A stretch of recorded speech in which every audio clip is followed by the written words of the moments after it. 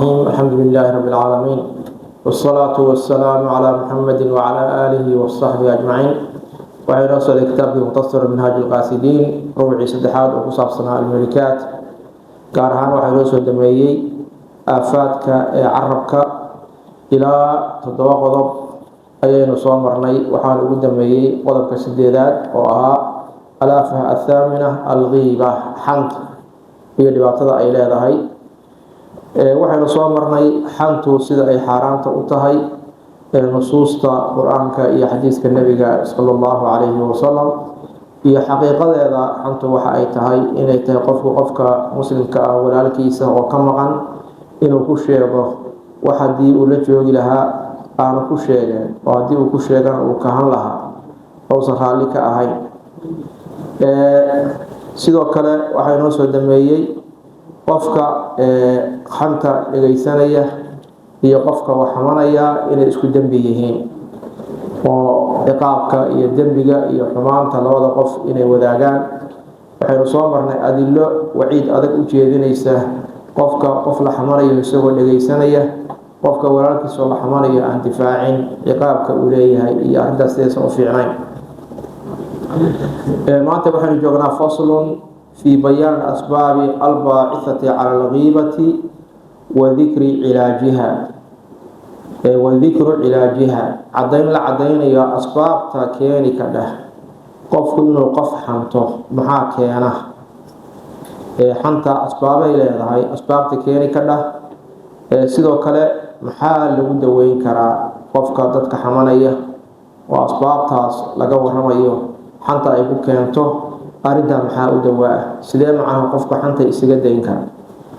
أما الأسباب التي تبعث على الغيبة فكثيرة أسباب تكيني كذا قفك إنه قف حنت ويفرد بديه منها وحكم إذا تشفي الغيب على إسكبابين وعلبيري قفك أعي القضاء أو نعبي هاي بركة حنت كجا أرسانية وكجا علبيري بأن يجري من إنسان في حق آخر صاب يجيب غيره وقف إني قطعت كلا إني كجت معده الصاب كان إنه عراضه قف أيها واحد أحمر حوالي إسكو قبتين علم إسكو قبتين ملاحتني إسكو قبتين وحكلا أدون بإسكو قبتين مركب قف كاس وقي القضاء حنت مركب واكجع البيري فكلما هاج غضبه تشفى بغيبة صاحبه مركز قفك عرضي سؤال كعبه أو عراضه وقفك معها وعراضه قفك أي سقطين وعراضه وعرض إسقى عافمادينيا إنه حنته أيو عيبيل إسقى دقيقة مركي قفك مجلس السوق هذا أو كلا أيو صنهالك أهين وكان حيا مركز عرض قفك أو قاضي وإسقى بينيا إنه حنته مركز سوق بابيا أو حنته. السبب الثاني صار طلبات أو حنت كيني كذا وحوي ومن البواعث على الغيبة وحيالها قفك حنت كوكي عين كراءة وإنه قف حنت كيني يا وحوي موافقة الأقران ومجاملة الرفقاء ومساعدتهم قف يصر وحمنيه لكن ده صاحب بديسه أيا عد حمنيه marka iyagu xantii ku waafaqaya muwaafaqatul aqraan dadkii la ayniga aha oo la sinaa ama culimada la aha ama madaxda la aha waadadu ixtiraam u hayo ayaa waxamanaya marka xantii buu ku waafaqaya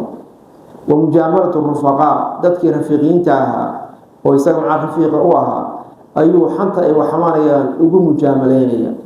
madaxu ugu salaaxay wa musaacadatuhum xantii buu kala qayb qaadanaya فإنهم يجوا إذا كانوا يتفكهون في الأعراض مركدتك صاحب بديسة أو لجوجه أو سفر كلجلا مركي عن سنيان دتك شرفت وذين ميلك قدعا يتفكهون في الأعراض حنتوا حلي على قفك مركو حماني عن تهي ورهبا هذا كهرنا ويرصامرني مركا قفك دتك صاحب بديسة مركا أي dadka kale sharaftooda meelka ka dhacaya oo ay ku raaxaysanayaan inay wax ka sheegaan ra'a hada qofkaas uu arkaya annahu idha ankara alayhim hadii uu ku inkiro yiraahdo waxaan iska daayay oo ilaahay ka baq waxaan joojiya sida haduu yiraahdo wuxuu ka baqay aw qadaca kalaamum ama hadalka uu ka gooyo oo sheeko kale uu ku furayna wax kan joojiya wuxuu ka baqaya istaqaluhu way cusbaysanaya way nabcaysanaya ونفروا عنه وإن كتجيان وكياعي مرنا كحي بيلين وحكا marka si saaxiibtinimada uu ilaaliyo ayuu u aamusaya markay cid xamanaya isagoo marka wax xamanayo laakiin dadka agtiisa wax ku xamanaya hadduu xanta ku inkiro oo ka hor yimaado ama uu hadalkii ka gooyo wuxuu ka baqayaa inay dhibsadaan istaqalu way dhibsanayaan nafaru canhu wayna ka yaacay saas ka baqay waxa laga yaabaa inuu ama dad dhaqaalo ku qabaa ama dad siyaasadeed buu ku qabaa ama maxaan ku raadayay culimadii saaxiib u yihiin si kastaba ha ahaato marka isagoo xamanayo laakiin dadka wax xamanaya ayuu ka aamusaya isagoo arintaas maxaan ku raadayay wuxuu ka baqaya hadduu hor istaago inay ay nabcaystaan ama ay la dagaalamaan ama ay wax ka sheegaan laftigiisa fayusaaciduhum wayara dalika min xusn mucaashara markaasuu xantii kuba saacidaya wuxuuna u arkaya arrintaas inay ka mid tahay min xusn mucaashara dhaqanka wanaagsan inay ka mid tahay saaxiibka inaan wax lagu celin inay dhaqan iyo dabeecad fiican tahay buu arkayaa qofkaasina waataynu soo marnay qofka xanta dhegaysanaya qofka wax xamanaya waa la xun waa la dembi marka asbaabta xanta keeni ka dhah tan hore waxay ahayd qofku wixii qaba waa cilbeel qofkii xantaas u baahu ah uu kaga cilbeelaya tanna waad arkaysaa waxa weeye qofku isagoo xamanayo laakiin saaxiibadiis iyo meeshu joogo marka wax lagu xamanayo yuu ka aamusaya oo iska dhegaysanaya maxaa yeelay hadduu warkooda joojiyo ama ka hor yimaado wuxuu ka baqayaa in dadku ay nabcaystaan ama isaga ay la dagaalamaan ama ay ka yaacaan ama dan adduun buu ku haystaa wuxuu leeyahay iisan maxaa dantaada adduunyaadan ka waayo الثالث صارت تحت حنت كانت وحوي إرادة رفع نفسه بالتنقيس غير قف عن روا نفتيسا درجة إنه كر قاضي أي دوني وحنا كر قاضي إذكر إنه عاليه أو كشف فيقول وقرن يا فلان هبل جاهل وفهمه ركيك فهم جيس فهم أدب ونوح فهم معه ونحو ذلك وحلمه فرده جديد سوحوي أن يثبت في ضمن ذلك فضل نفسه marka qofka kale wax ka sheegayo xamanayo meesha uu rabo inuu sugo naftiisa fadli dheeraada inay leedahay oo qofka inuu ka sareeyo ayuu rabaa inuu dadka u sugo wayuriyum annahu a'lamu minhu sidoo kale dadka uu tusiyo inuu ka cilmi badan yahay waka mar badan bay dhacdaa oo labada qof tusaale ahaan waa laba qof oo baratan ku jira waa laba qof oo culimo ah oo diinta ama cilmiga wada yaqaana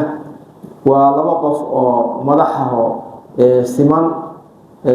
laba darajo isu dhow ama siman bay hayaan xataa muasasaadka tacliimiga baa keeni kara laba jaamacad bay madax ka yihiin laba iskuul bay madax ka yihiin laba dugsi bay madax ka yihiin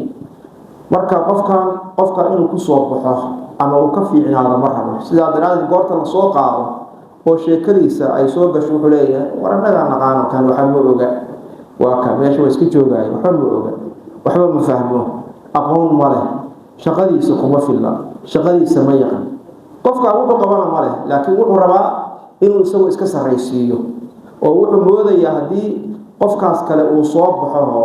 darajadiisu ay kor u kacdo isaga in magaciisa hoos u dhacayo ama shaqadiisa u waayayo ayuu ka baqay in badan bay dhacdaa dadka macnaha isku shaqada ah culimada ka dhici kara dhaqaatiirta ka dhici kara dhaqtarnimada warkaas waxa ma oga ana wax kale ma aha waa wuxuu rabaa inuu ka sareeyo oo muujiyo وكذلك الحسد في ثناء الناس على شخص sidoo kale taas waxa iyaduna soo raacaysa qofkan wuxuu necab yahay cid kale in la amaano ayuu necab yahay waka وحبهم له وإكرامه qofka agtiisa lagu amaanay ninkaas waa nin maxaan ku raad ilaahay yaqaan waa dhaqtar fiican waa injineer fiican waa nin culimo ah nin fiican taas dhibaysa marka waa xasan markaasuu leeyahay warna idinka ogi ninka ma taqaaniin waxaad ku sheegaysaan ma aha waxa ma oga waka marka iyaduna waa qofka xasad wax kale qofka kaga dhaxeeya ma jiraan laakiin waa uu xasday وكذلك الحسد في ثناء الناس على شخص waxa iyaduna la mid oo xanta keeni ka dhah qofku wuxuu xasdaya qofka loo arkay oo la amaanay iyo وحبهم له dadku inay qofka jecel yihiin oo ikraamu oo karaameynaya waka oo wuxuu arkay inuu ka magac fiican yahay qofkaas dadku inay ka jecel yihiin taasaa dhibaysa marka wuxuu ka sheegayaa marka fayaqdacu fiihi liyaqsida zawaala dalik markaasuu qofkii caayaya oo ceebeynaya si arrintaas magaca iyo sharafta qofka loo hayo iyo jacaylka loo hayo ay meesha uga baxdo ayuu wax ka sheegay dadka qaarkood marka masaakiin iska way waxa inay yiraahdaan war anagu saamgoodi ninka amaana aqooni ilaa ninku waa sidaas iyo sidaas wax ceebana ma leh kana waxa la mooday inuu ku sheegay arraabicu sababta afraad keenta xanta waxa weeye al-la'ib wal hazl ciyaar iyo kafta ninkan ciyaartii baa la gashay iyo kaftankii iyo dadka inuu ka qosliyo fayadkuru ghayrahu bima yadhiku an-nas bihi ala sabil al-muhakama cid kale ayuu ka waramayaa wuxuu kaga waramayaa bima yadhiku an-nas wax dadka ka qoslinaya ama waxaan bima yadhiku an-nas bihi waxay dadku ay ku qoslaan ala sabil al-muhakama qofkii wujilay waa kan tanawud way baran tahay qofka waxa uu qabo laakiin wuxuu rabaa dadka la jooga inuu ka qosliyo ayuu rabaa oo la yiraahdo warninkan in kaftan yaqaan oo sheekooyin qosol badan buu haya markaasuu qof kale wax ka sheegay dadka wuxuu kaga qoslinaya cid kale oo jiraya codkoodii buu jiraya ama aqoontoodii buu jiraya ama jirkoodii buu jiraya si dadka la jooga uga qosliyo intaasuu ka rabaa kaftan iyo ciyaar bay ka tahay حتى إن بعض الناس يكون كسبه من هذا حتى تذكر قاركم شقوا الله وحيته إنتاس العقلها وحاول العقل نفسي إنه عدك لو كشيبه واحد مودا إنه هذا الشيء كهالليل تذكر فيسبوك يدا آد وجهه يوتيوب شقوا الله وحاول إنه عدك لو كشيبه وقف عن واحد كده يلا أرى بو إسكا ماغية إسكا عائلة أما سياسية أما علماء أما قناعصداء ama dhexdeeda magac ku leh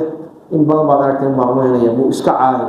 wax qof ka dhaxeeya ma jiraan laakiin wuxuu rabaa Facebook uu ka kacayo xogaa lacag ku helayo intaas oo rabaa marka maanta uu qodobkaas inuu aad ugu beegan yahay dadka qaarkood waxay sameeyaan wa ama ilaajul ghiba xanta dawadeedu marka ayuu sheekhu u gudbay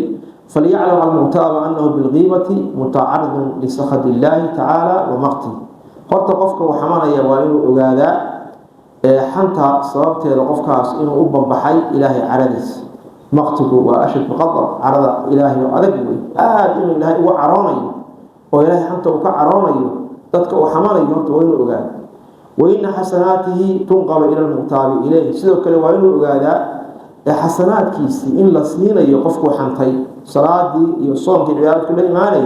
aakhiro in looga goynayo qofkii uu xantay waa inuu ogaadaa وإن لم يكن له حسنات نقل إليه من سيئات خصمه حدوث حسنات لهينا قفكو حتى سيئات كي سنت الله سوق قاده سوى أغلى العصار وحديث كي مفلس النبي صلى الله عليه الصلاة والسلام حدوث مركب قفكو إنه قال حدوث حسنات ليه هينا قفكو حمانه حسنات كي سادوا إلا قصير قفكو عصور شقينا حدوث الحسنات باللهين كان يسون خير لهين كي سيئات سنت الله سوق قاده أغلى إلا قصار وإنه قال فما استحضر ذلك لم يطل لسانه بالقيمة قفك أنت قلبي سيكون جدا مرور عرب كي ستكسي بين مال عرب كي ستكون كفصيحين ما يكسب حماني قفك أو حماني حسنات كي سين لو غهري أما سيئات كي سين لو صهري وينبغي إذا عرض له الغيبة وحانا هبون قفك مركي حن أي أسوة بمبحض مركم معها الدمعين وحنته أن يتفكر في عيوب النفس وهرين قفك سعيد كلحم وعكشي وعيد كلام عايم نفتيسا عيبهذا هكو فكر نفط هذا عيبهذا كو فكر انت عيد كلا عيبتين وكشيريس ويشتغل بإصلاحها وحقفك كو هبون وواجبك وحوي عيبها نفتيسا إنه إصلاحيها هكاشيه ويستحيي وكشوره أن يعيب إنه عيد كلا عاية وكشيره وحنته وهو معيب سوى عيبيس إلا بدنا بحنته وعيبين قفك العيبين كما قال بعضهم سيدا أي شعراء قاركون ويرادين فإن عبت قوما بالذي فيك مثله فكيف يعيب الناس من هو أعور هذا عد عيب كل عيبيسي بالذي فيك مثله أذيب عيب أذيب عضليرا هذا عد كل عيبيسي فكيف يعيب الناس من هو أعور وخلقمت حاجة القف يستوى إلا سيدي قفك إلا أن هو عايب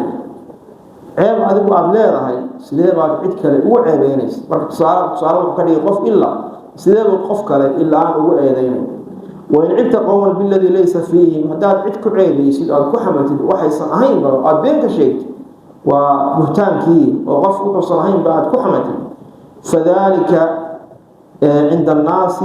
عند الله والناس أكبر كاسا إلهي أكتجدتك أكتوضا كاسا كسيد بوين ومهتانك